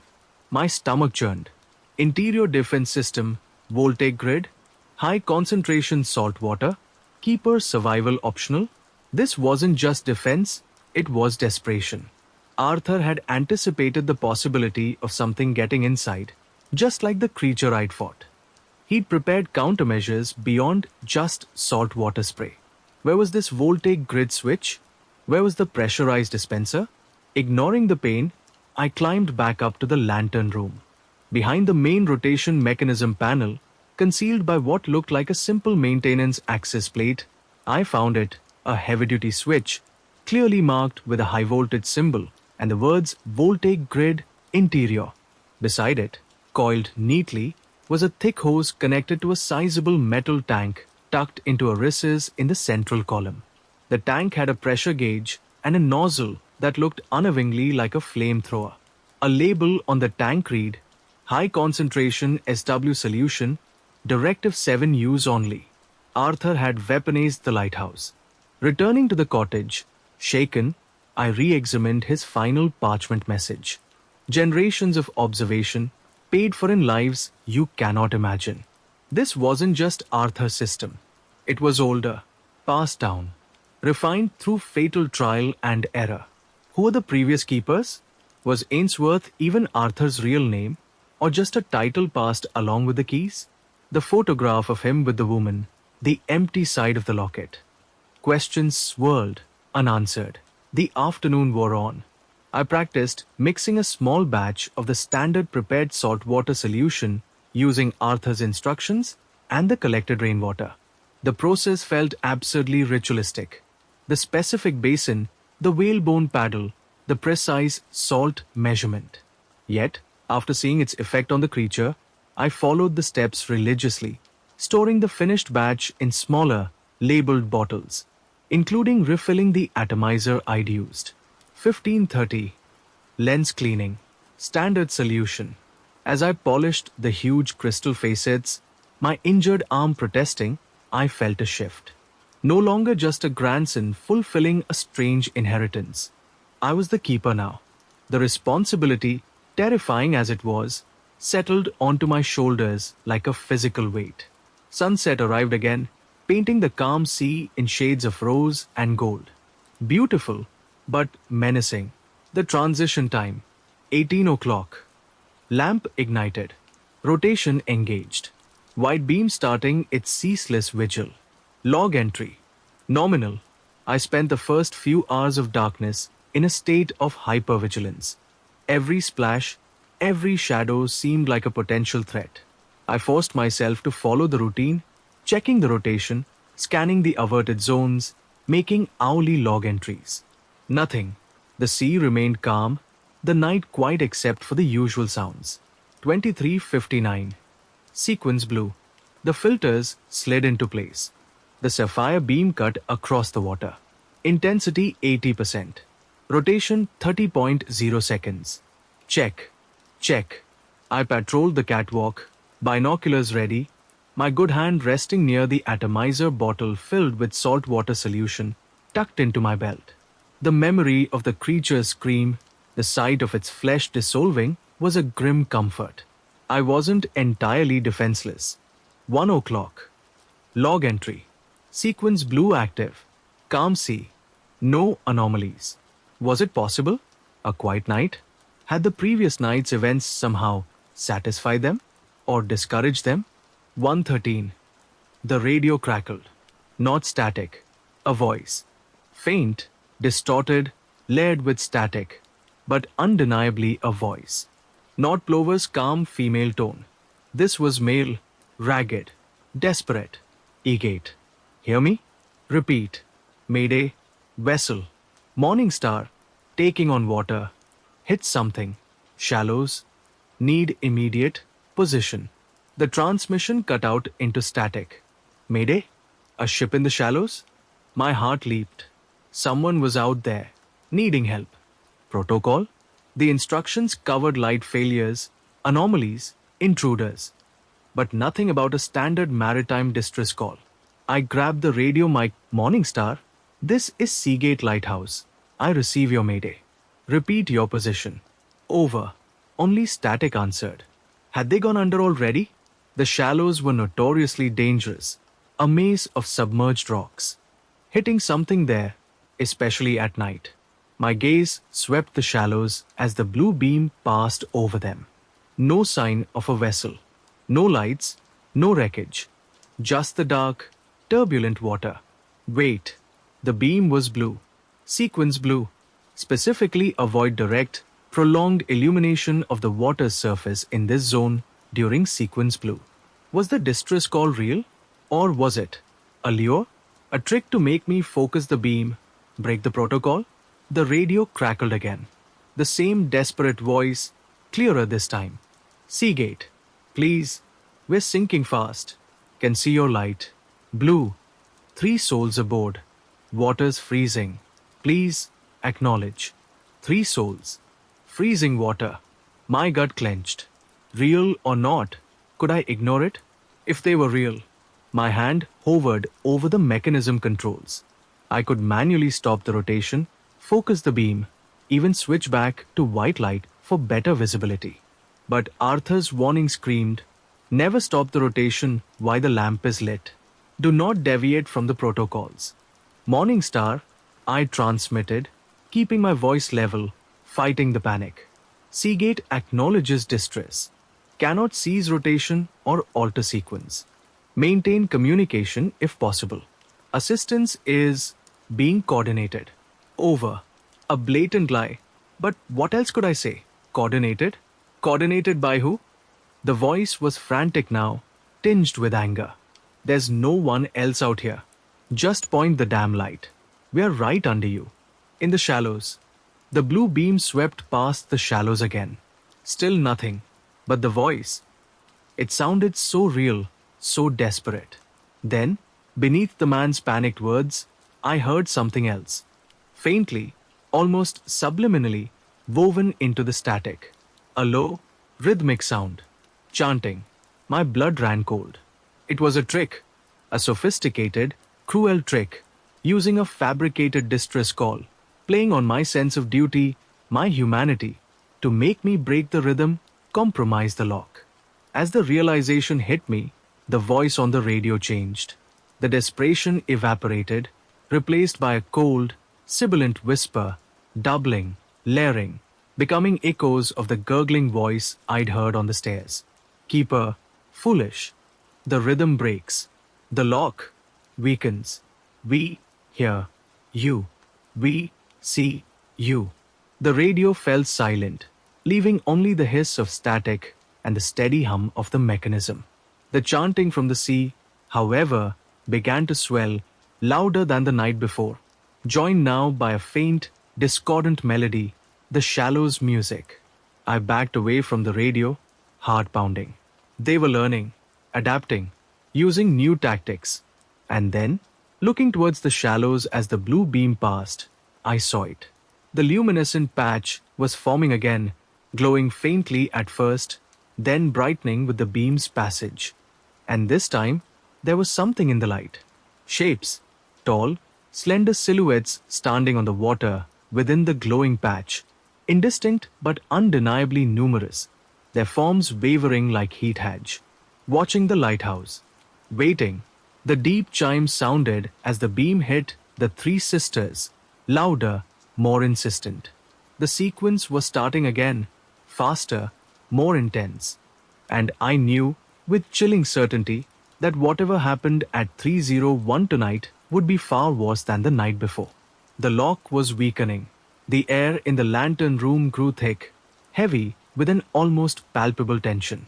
Outside, the shallows' music intensified, a discordant symphony of reedy, flute-like notes that scraped against my hearing, intertwining with the deep, resonant chanting that now seemed to emanate not just from the sea, but from the very air around the tower.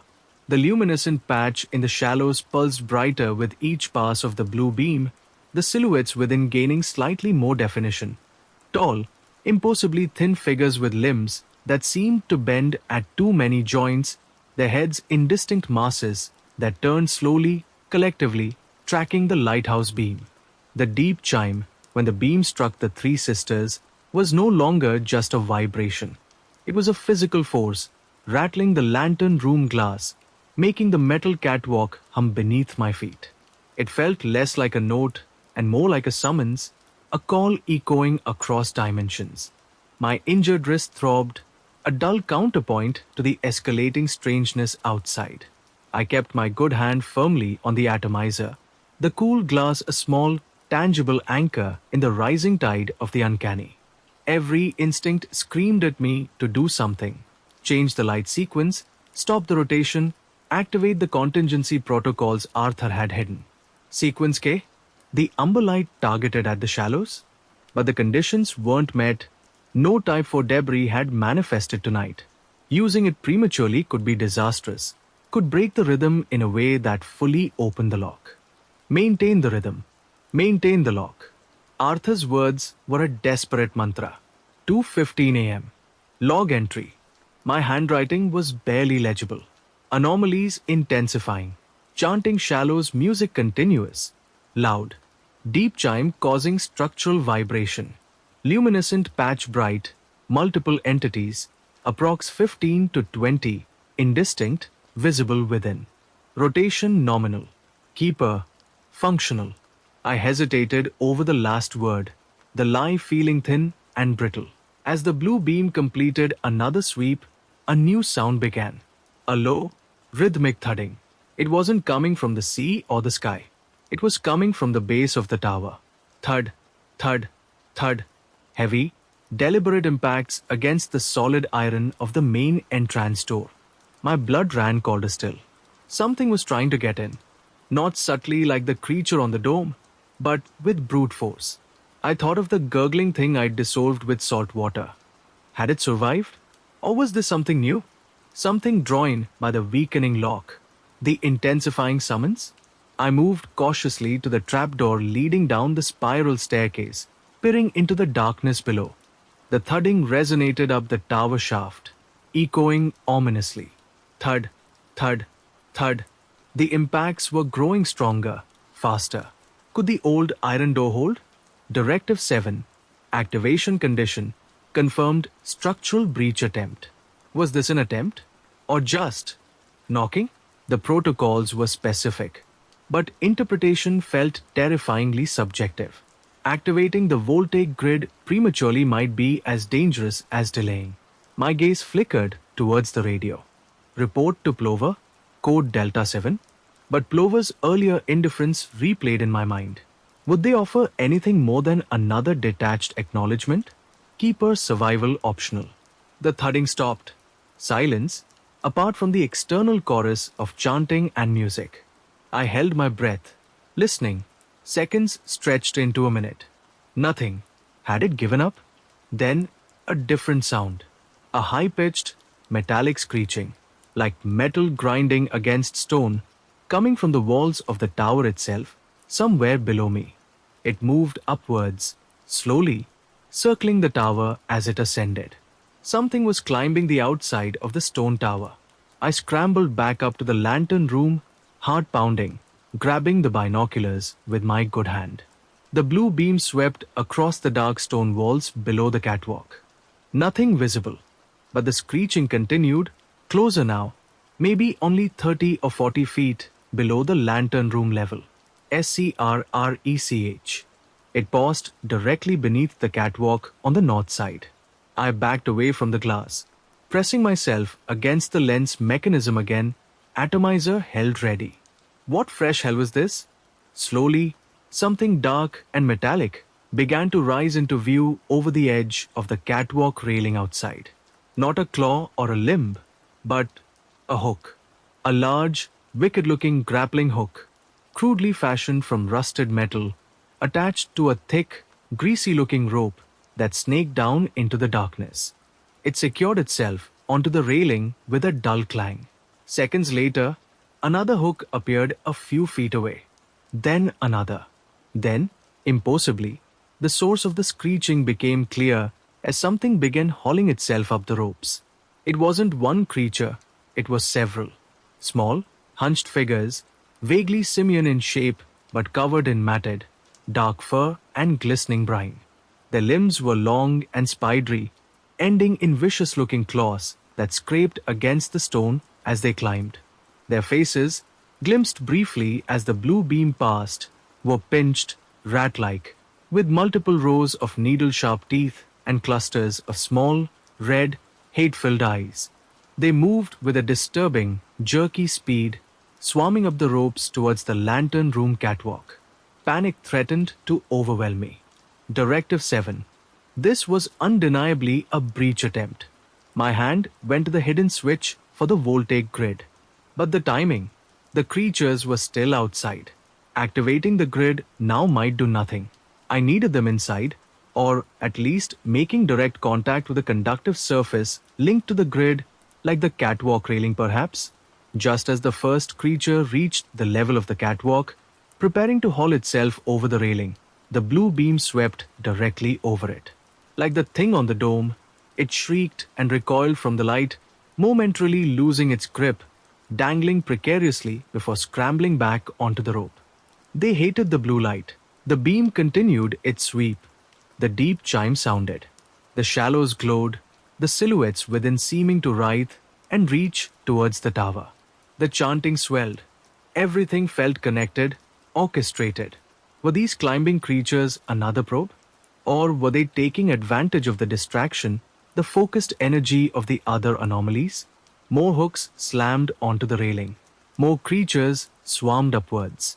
There had to be at least a dozen now, maybe more, clinging to the ropes, screeching and chattering, always flinching from the passing blue beam but relentlessly advancing.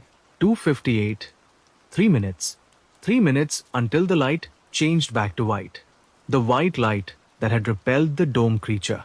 Would it repel these things too? Or would the change, the break in the blue rhythm, be the signal they were waiting for? One of the creatures, bolder or perhaps stupider than the rest, managed to heave itself onto the catwalk during a dark interval between beam sweeps. It landed with a wet thud, immediately skittering towards the lantern room glass, its red eyes fixing on me, its lipless mouth opening in a silent snarl. Now, it was on the metal railing, the metal catwalk. I lunged for the hidden panel, flipped open the cover, and slammed my good hand down on the voltaic grid switch. The moment I slammed the switch, the air crackled with invisible energy. A low, powerful hum vibrated through the metal structure of the lantern room, distinct from the mechanism's steady drone. Outside, the effect was immediate and horrific. The rat-like creature that had just scrambled onto the catwalk convulsed violently as electricity coursed through the metal railing and flooring it touched. Its matted fur sparked and smoked, its multiple red eyes bulged, and it let out a series of ear-splitting shrieks, far louder and sharper than its earlier chattering. Its body arched unnaturally, claws scrabbling uselessly against the electrified metal, before it stiffened and collapsed, twitching, smoke curling from its scorched form. The effect rippled down the ropes. The other creatures clinging below, connected via the wet ropes and metal grappling hooks, suffered the same fate. Shrieks echoed up the tower as dozens of small bodies spasmed, smoked, and then, one by one, lost their grip, plummeting silently into the darkness below like charred fruit falling from a vine. Within seconds, the assault was over. The ropes and hooks remained, dangling uselessly from the railing, but the climbers were gone. The only remaining evidence was the smoldering corpse on the catwalk, and the acrid smell of burnt fur and ozone mixing with the sea spray. I deactivated the grid, the heavy hum ceasing abruptly, leaving only the sound of the wind and the relentless external chorus. My breath came in ragged gasps. The voltaic grid worked. Horribly, brutally, but effectively. Directive 7. Arthur had known. He had prepared. 2:59. 1 minute left. The deep chime sounded, rattling my teeth. The shallows pulsed with that milky, entity-filled light. The chanting and music reached a fever pitch, a maddening wall of sound pressing against the glass. The lock was straining. I stumbled back to the control panel, watching the chronometer. The scorched creature lay just outside the glass, a grim sentinel. The tower felt charged, expectant. 3 o'clock. The chime. My hand, the uninjured one, reached for the switch. Maintain the rhythm. 301. I flipped the switch back to standard white. The filters retracted. The white light blazed. The chanting and shallows music didn't just stop. They were cut off mid-note, replaced by a profound, ringing silence that hurt my ears more than the noise had. The deep chime ceased. The shallows imploded again, the phosphorescence collapsing into that brief, swirling black vortex before vanishing. But this time, the return to silence wasn't the end. As the white beam swept across the now dark shallows on its first pass, the water's surface bulged. Something immense, something far larger than the pale shapes I'd seen earlier, surged upwards from the depths before sinking back down, leaving behind a wake of churning water and unnatural stillness. It was too fast to get a clear look, a mere impression of colossal, dark, wet bulk. Anomaly lexicon, moving shadow depth, logbook. My duty, 21st October, 304. Sequence blue deactivated. Standard white beam active. Rotation nominal. Multiple hostile entities, rat-like, approx 15 to 20, attempted exterior breach via ropes hooks to 48 to 259. Directive 7, voltaic grid, activated to 59. Entities neutralized. One entity corpse remains exterior catwalk north. Grid deactivated 3 o'clock. Anomalies, chanting, shallows music, deep chime, luminescent patch surface, multiple entities within patch, ceased 301 upon standard beam activation. Shallow zone exhibited implosion vortex phenomenon followed by brief surfacing of moving shadow, depth, colossal. All currently nominal. Injury report added separately. Logged. I slumped into the chair, the pen falling from my numb fingers. Colossal. Whatever lurked in the deepest part of the shallows. The source of the light, the figures, the sounds. It was vast, and it had shown itself, however briefly, when the blue light ceased. The blue light held it back, or perhaps masked it, while the white light exposed it, provoked it. The rest of the night was silent, eerily so. No more sounds, no more sights from the sea. Just the steady sweep of the white beam and the lonely cry of the wind. But the silence felt heavy, watchful. The failed assault, the brief surfacing. It felt like a pause, not an ending. Like a predator gathering itself after a missed strike. Dawn arrived, pale and grey. Exhausted, aching, I forced myself through the motions. Inspected the lantern room. The scorch marks on the catwalk were disturbingly real. Checked the mechanism. Prepared for the radio call. 8 o'clock. Seagate Lighthouse calling watch station Plover. Over. Plover receiving. Seagate. Report status. Over.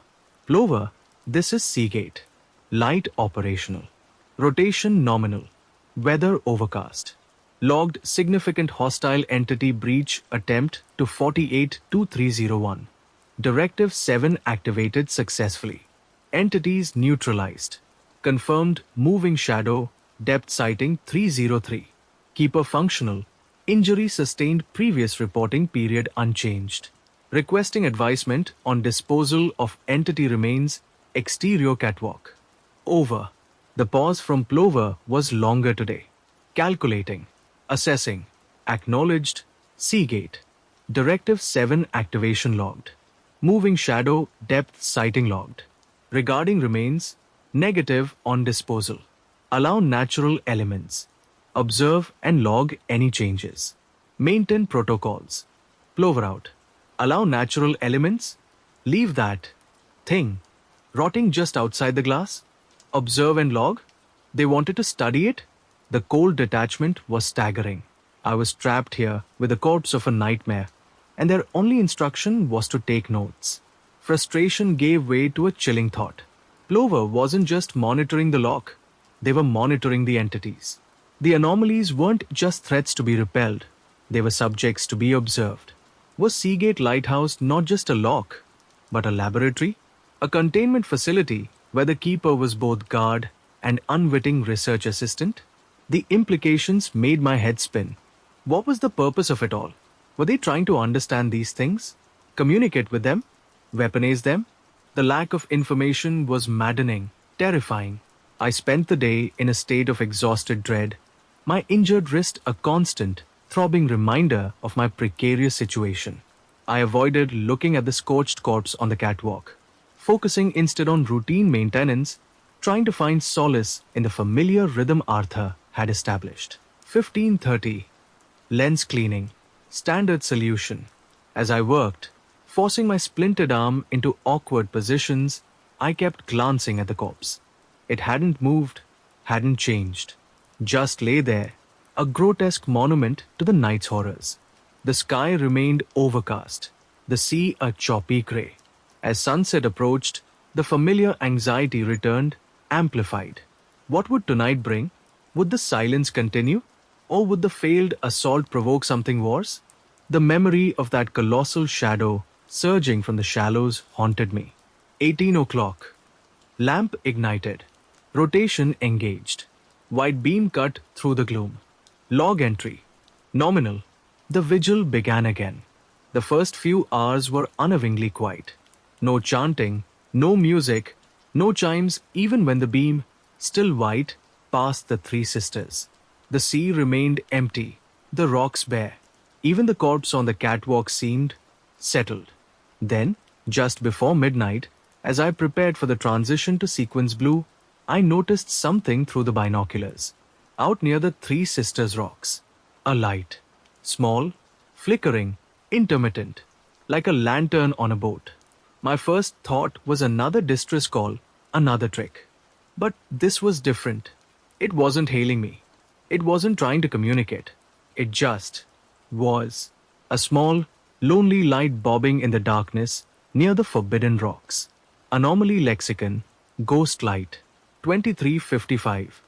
Visual anomaly, ghost light sighted near Three Sisters zone. Flickering, intermittent. No associated sound. Logged. Was it connected to the deep chime? A precursor? Or something else entirely? 2359. Sequence blue. Time. With trepidation, I flipped the switch. The filters slid into place. The sapphire beam began its sweep. Intensity 80%. Rotation 30.0 seconds. The blue light hit the corpse on the catwalk. Nothing happened. It hit the empty shallows. Nothing happened. It swept across the sea towards the Three Sisters. As the beam illuminated the rocks, the ghost light vanished instantly. And the deep chime sounded. Not the intense, structure-shaking vibration from last night, but the clearer, more distant note I'd heard initially. It resonated, then faded as the beam moved on. 30 seconds later, the cycle repeated. Blue beam hits Three Sisters. Ghost light vanishes. Deep chime sounds. Beam moves on. Ghost light reappears. It was an interaction. A call and response. The blue light suppressed the ghost light while simultaneously triggering the deep chime. What did it mean? I watched, fascinated and terrified, for the next hour. The pattern held. No chanting, no shallows music, no luminescent patch. Just the ghost light, the blue beam, and the deep chime, locked in their 30-second cycle. And the corpse on the catwalk, lying still under the airy blue glow. Until it wasn't still anymore. It started subtly. A twitch. At first, I thought it was just the wind catching a loose flap of scorched fur. Or perhaps my sleep-deprived eyes playing tricks under the pulsing sapphire light. The blue beam swept past the corpse on the catwalk. The ghost light near the Three Sisters winked out. The deep chime resonated. The beam moved on. The ghost light reappeared. And the corpse twitched again. A definite, undeniable spasm in one of its lower, multi-jointed limbs. My breath caught in my throat. Allow natural elements. Observe and log any changes. Plover's cold instructions replayed in my mind. This was a change. A significant, terrifying change. I grabbed the binoculars, focusing on the charred heap just outside the glass. Its form seemed unstable. The edges blurred slightly, shifting like heat hedge rising from asphalt, but cold, dark. The scorched fur seemed to writhe, not with life, but with something else, something within. The blue beam swept past again. Another twitch, stronger this time. A low crackling sound, like damp wood on a fire, emanated from the corpse. Small, pale tendrils, like roots or fungal hyphae, began to emerge from the cracks in its scorched hide, probing tentatively into the air before retracting slightly. It wasn't reanimating. It was incubating or transforming, reacting to the specific energy of sequence blue, fueled by the rhythmic call and response of the chime and the ghost light. My hand tightened on the atomizer. Protocol didn't cover reanimating, transforming alien corpses. Directive 7 was for breach attempts. This thing was already neutralized, wasn't it? The voltaic grid had fried it. But Plover said observe. Log 21st October 1:55. Sequence blue active. Ongoing anomalies. Ghost light deep chime cycle. Corpse on catwalk. Neutralized to 59 previous cycle via Directive 7, exhibiting post-neutralization activity. Description: spasms, crackling sounds, emergence of pale tendrils hyphae, form appears unstable shifting. Activity seems correlated with blue beam exposure. Observation continuing per Plover instruction. Logged: the tendrils grew longer, bolder with each cycle of the blue light. They began to explore the metal catwalk, adhering slightly before pulling away, leaving faint trails of the same slime I'd seen on the dome glass. The crackling sound intensified, accompanied now by a soft, wet, tearing noise, as if something inside was stretching, breaking free. My revulsion ward with a morbid scientific curiosity Plover would likely approve of. What was happening to it? Was this a natural, by their standards, decomposition process? A parasitic infestation? Or was the creature itself reforming, changing into something else under the influence of the blue light and the deep-sea rhythm? The ghost light flickered. The deep chime boomed. The tendrils writhed. The blue beam swept on. 2:30 a.m. The transformation accelerated. The original charred, rat-like form was becoming unrecognizable, subsumed beneath a rapidly growing mass of the pale, writhing tendrils. It looked less like a corpse and more like a grotesque, pulsating fungal bloom spreading across the catwalk. The tearing sounds grew louder, punctuated by wet pops and snaps. It was getting larger. Observe and log. Right. But my hand instinctively went to the voltaic grid switch again. This felt like it was rapidly escalating beyond mere observation. If that mass continued to grow, could it breach the glass? Did the grid even work on fungus? Just as I was about to break protocol and activate the grid, the nature of the transformation shifted again. The tendrils began to coalesce, weaving together, solidifying. The pulsating slowed.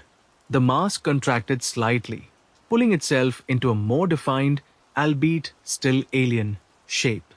It resolved into a low, segmented, chitinous form, something like a monstrous, pale crustacean or insect larva, easily twice the size of the original creature.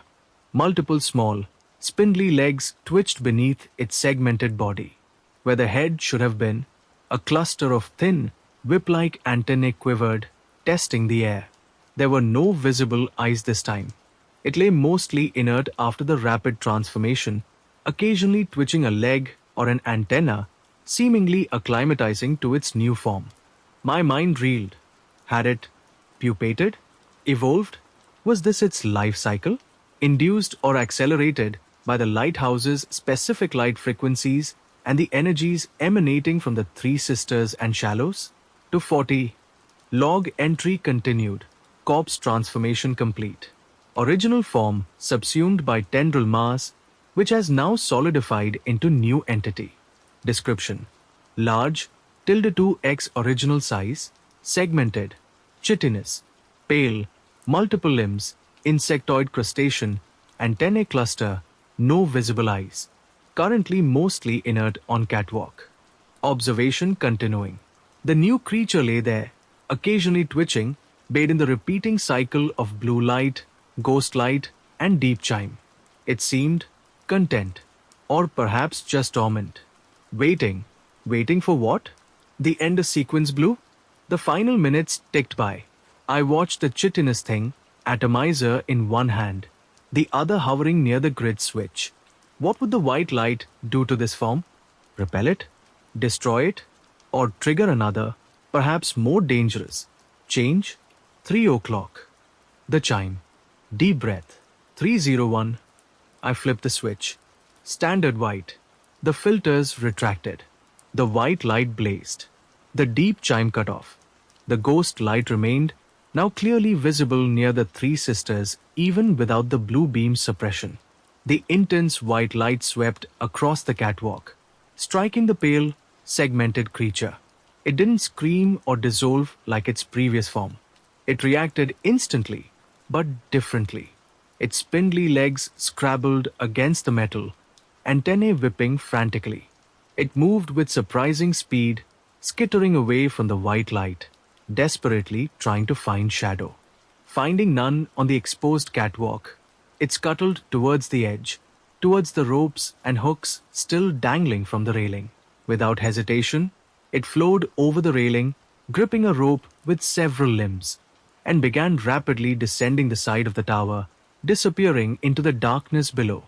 It wasn't repelled into falling, it actively fled the white light, seeking refuge in the shadows or the sea. Log entry 21st October 306. Sequence blue deactivated. Standard white beam active. Rotation nominal. Transformed entity, X-Corps, reacted violently to standard beam. Exhibited rapid flight response. Descended tower via existing ropes. Current location unknown. Ghost light near three sisters remains visible under standard beam. Logged. The ghost light. That was new. It hadn't disappeared when the white light returned. It just continued its lonely flicker out by the rocks. Another deviation from the established pattern. The rest of the night was agonizingly tense, but quiet. No further anomalies. No sign of the chitinous creature. Just the steady sweep of the white beam and the persistent, unsettling flicker of the ghost light near the three sisters. 8 o'clock. Radio check-in. Seagate Lighthouse calling watch station Plover. Over. Plover receiving. Seagate. Report status. Over. Plover. Seagate reporting. Light operational. Rotation nominal. Weather clear. Log transformation of neutralized entity remains under sequence blue. Previous cycle. New entity form repelled by standard beam activation 301. Entity fled structure via exterior. Visual anomaly ghost light persistent near three sisters zone post sequence blue. Keeper functional. Injury unchanged. Requesting advisement. Over. The longest pause yet from Plover. I could almost feel their consternation, their calculations being recalibrated. Transformation? Persistent ghost light? This was clearly unexpected, even for them. Seagate, Plover acknowledges. Transformation logged. Persistent ghost light logged. Significant deviations. Maintain standard protocols. Increase observational vigilance, particularly regarding three sisters zone and ghost light behavior. Log any fluctuations. Saltwater solution replenishment supplies en route, ETA 48 hours via standard drop. Maintain the rhythm, Seagate. Plover out. Replenishment supplies? They were sending more salt water? Did they anticipate needing more? And standard drop? How did they usually deliver supplies? The questions piled up, unanswered. Increase vigilance. Maintain the rhythm. That was all I got. The next 48 hours were a blur of exhaustion, pain, and paranoia. My wrist ached constantly. Sleep came only in brief, nightmare-ridden snatches. Every shadow seemed to hold movement. Every creak of the tower sounded like claws on stone. I meticulously followed the protocols, cleaning the lens, standard solution, checking the mechanism, logging the weather, the rotation, the utter lack of further anomalies. The ghost light near the three sisters remained, flickering faithfully, day and night, ignored by the white beam, vanishing only during the 30-second cycle when the blue beam passed the rocks and the deep chime sounded. The transformed creature did not reappear. On the second day, late afternoon, I heard the drone of an aircraft. High overhead, a nondescript cargo plane circled once, then flew directly over the lighthouse. A pallet, attached to a parachute, detached and drifted down towards the rocky clearing near the generator shed. Standard drop. It landed relatively gently. Inside the secured container were casks of premixed prepared saltwater solution, both standard and high concentration, spare parts for the mechanism, medical supplies far exceeding what Arthur had kept, and, disturbingly, several items that looked very much like advanced electronic monitoring sensors. There was also a sealed envelope addressed simply to Keeper. Inside, a single sheet of paper with typed instructions: deploy sensors per attached diagram.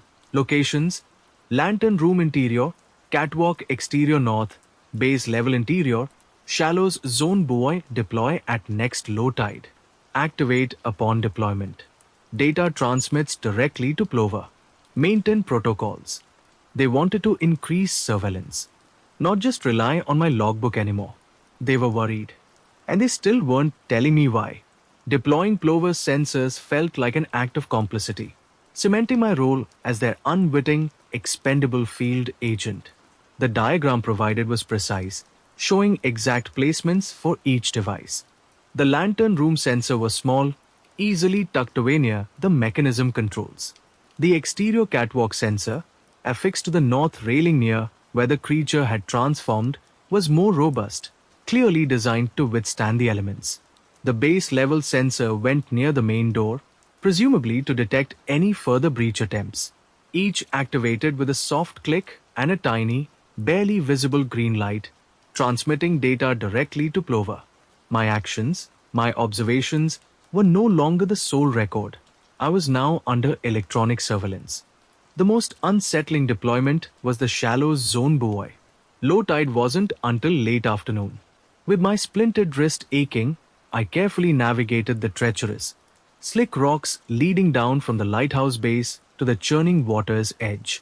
The sea had receded, revealing a landscape of jagged black stone, deep tide pools, and tangled masses of kelp. The air here felt different, colder, heavier, carrying that same faint metallic tang I'd noticed on arrival. This was the thinning, the place Arthur's note warned about.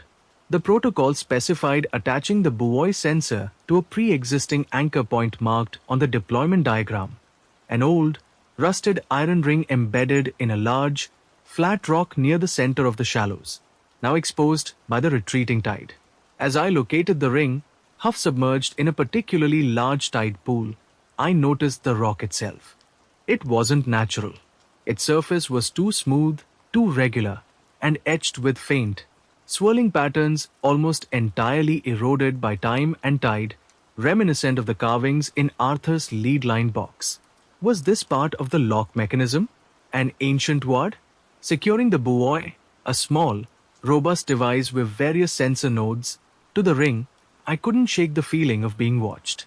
Not by Plover, but by something else. The water in the tide pool around the anchor rock was unnaturally still, dark, reflecting the overcast sky like a black mirror. I peered into its depths, seeing only kelp fronds swaying gently. But for a fleeting moment, I thought I saw a flicker of movement, something pale and quick vanishing beneath a rocky ledge within the pool. Imagination? Nerves? Or were smaller inhabitants of the thinning closer than I realized? Shaking off the unease, I activated the buoy sensor. It emitted a low pinging sound, its own green light blinking steadily before I carefully submerged it, letting it float just below the surface, tethered to the ancient anchor. Mission accomplished. I retreated back up the rocks as the tide began to turn, the shallows slowly reclaiming their secrets. Sunset, the lamp, the rotation, sequence blew. The rhythm reasserted itself. As the sapphire beam began its sweep, I focused on the three sisters. The ghost light appeared as the beam moved away, flickering near the rocks. The deep chime sounded as the beam returned. The cycle persisted, unchanged by the previous night's violence or the addition of Plover's senses. But I had changed. Knowing Plover was watching electronically, feeling less like a keeper and more like a specimen in a jar, sharpened my senses, fueled my resolve to understand. I watched the ghost light intently through the binoculars. It wasn't just a random flicker. It had a pattern, a complex pulse, long, short, long, dim, bright, like a code. Was it signaling to the lighthouse or to something else? Something responding with the deep chime? The shallows remained dark tonight. No luminescent patch, no silhouettes. Had the previous night's colossal surfacing been a culmination, or merely a temporary display? The absence of the expected anomaly was almost more unnerving than its presence. The hours passed. The ghost light deep chime cycle continued its rhythmic, cryptic dialogue. My injured wrist throbbed. Exhaustion gnawed at me. I made the hourly log entries, noting the persistence of the ghost light and the chime, the lack of other activity. I also noted sensor deployment and activation times. Let Plover know I was following their orders. At least, sometime after 2 a.m., a new sound. Faint, easily missed beneath the wind. A high-pitched, almost electronic whine. It wasn't coming from the sea or the mechanism. It seemed to be coming from outside the lantern room glass, near the north catwalk sensor. Cautiously, I approached the glass, peering out. The sensor's tiny green light was blinking erratically, far faster than its normal steady pulse, and the whine seemed to emanate directly from it. Was it malfunctioning? Or was it detecting something? As the blue beam swept past, illuminating the catwalk, I saw it. Clinging to the metal railing, directly beside Plover's sensor, was one of the pale tendrils, identical to the ones that had emerged from the scorched corpse the night before. Just a single tendril this time, seemingly severed, writhing slowly, blindly, drawing perhaps to the sensor's electronic signature. The sensor whined, its light flashing wildly in response to the tendril's proximity. Before I could react, log it, or even decide how to classify it, the tendril touched the sensor casing.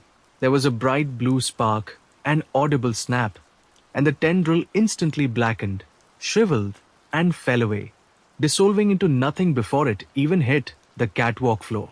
The sensor's light went out. The whining stopped. Dead.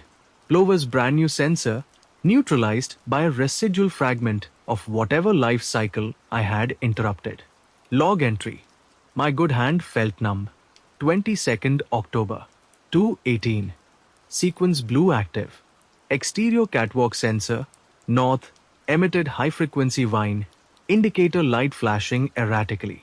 Visual confirmation, single animate tendril, origin, transformed entity previous cycle, contacted sensor casing. Electrical discharge observed. Tendril neutralized, dissolved. Sensor deactivated, non-functional. Ghost light deep chime cycle unaffected. Logged. Plover would know their sensor was offline. Would they respond, send instructions, or just silently recalibrate their expectations based on the loss of that data point? The remaining hour of sequence blue was agonizing. I kept expecting more tendrils, more creatures, some reaction from the sea. Nothing. The ghost light flickered. The deep chime boomed. The rotation continued. 3:01 a.m. Switch to standard white. The deep chime ceased. The ghost light persisted, its lonely flicker now the only overt anomaly in the quiet dawn. The white beam swept the empty sea, the quiet rocks. The night ended not with a bang, but with a deeply unsettling sense of frayed edges, malfunctioning technology, and persistent, unexplained phenomena. The lock felt glitchy, unstable, and Plover's silence was more unnerving than ever. My watch continued, but the rules felt increasingly inadequate, the rhythm faltering. Something new was happening, and Arthur's meticulous protocols offered no clear guidance.